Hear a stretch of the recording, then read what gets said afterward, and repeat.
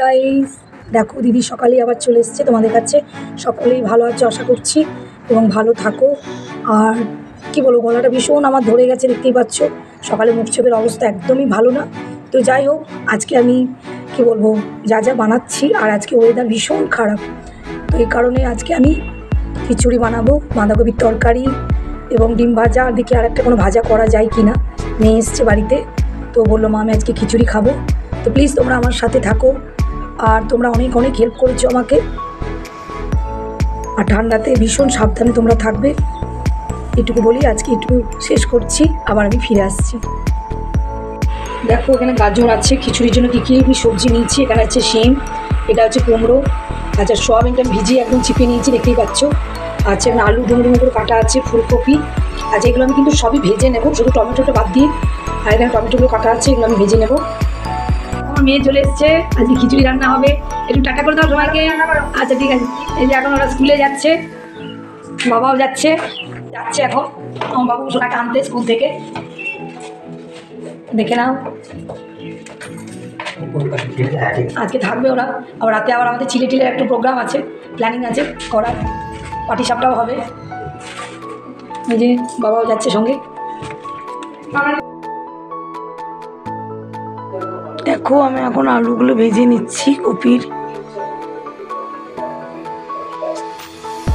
তো তোমরা এইভাবে আলুগুলো একটু বড় বড় সাইজ করে, যদি বাঁধাকপি করবে তাহলে এইভাবে তোমরা ভেজে নেবে একটু আলুটা এবং টমেটো।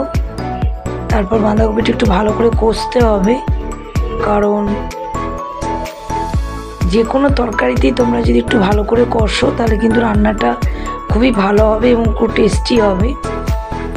আর আমি কিন্তু দেখতে পাচ্ছ ধনে গুঁড়ো এবং জিরে গুঁড়ো একসাথেই আছে। এটা আমি বাড়িতে মানে মিক্সিতে কি বলবো গুঁড়িয়ে নিয়েছি, কারণ আমি বাজারে মশলা খুব একটা ইউজ করি না, বাড়ির মশলাই ইউজ করি। এবং ওগুলো বাজার থেকেই নিয়ে আসা হয়েছে, গোটা ধনের গোটা জিরে, ওগুলোকে আমি একটু ভালো করে ধুয়ে রোদে শুকিয়ে আমি একটু মিক্সিতে মানে গুঁড়িয়ে নিয়েছি।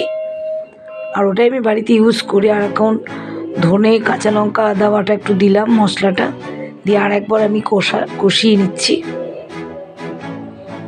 এখন বাঁধাকপির তরকারিটা হয়ে গেলে আমি এরপর ডালটা একটু ভেজে নেব, যেহেতু খিচুড়িটা হবে। আর সবজিগুলো ভাজতে হবে, অনেকগুলো সবজি আছে। তো বাঁধাকপিটা দেখো আমার মোটামুটি কমপ্লিট হয়ে গেছে। এবার জল দেবো আমি, মোটামুটি কষানো হয়ে গেছে। আর এখনকার বাঁধাকপি যেহেতু তাই তাড়াতাড়ি সিদ্ধ হয়ে যায়, খুব বেশি জল দিলাম না আমি। তো দেখো আমার মোটামুটি বাঁধাকপিটা হয়ে এসছে। একটু নামাবার সময় গাওয়া ঘি এবং গরম মশলা তোমরা একটু দিয়ে দেবে, তাহলে আরও বেশি ভালো হবে বাঁধাকপিটা। আর সত্যি কথায় কি, খিচুড়ির সঙ্গে বাঁধাকপিটা ভীষণভাবে ম্যাচ করে, আর আমার তো ভীষণ খেতে ভালো লাগে। আর দেখো এখানে আমি কি বলবো, দু রকমের ডাল আছে, মুসুরি এবং মুগ ডাল। তেজপাতা দিয়ে আমি একটু অল্প তেল দিয়ে কড়াই নেড়ে নিচ্ছি। আর এখানে আছে ধনে জিরে শুকনো লঙ্কা, এটা আমি কাঠকলাতেই ভেজে নিচ্ছি। এটা আমি শিলে একটু বেটে মানে গুঁড়িয়ে নেব, গুঁড়ো করে নিয়ে আমি তারপর ওটা খিচুড়িতে দেব।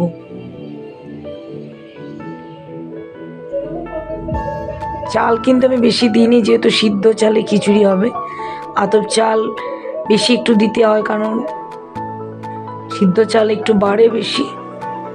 আর এখন আমি সবজিগুলো সবগুলোই ভেজে নিচ্ছি। ফুলকপিটা এখন ভাজা চলছে এবং পরপর সব সবজিগুলো আমি ভেজে নেব। দেখো আমার শাড়িতে আমি সব দিয়ে দিয়েছি, দেখতেই পাচ্ছ জল এবং কলাই। দেখো সবজিগুলো আমার ভাজা হয়ে গেছে। এখন আমার খিচুড়িটা ফুটছে, এবার আমি একটু সবজিগুলো আস্তে আস্তে ফেলে দেবো।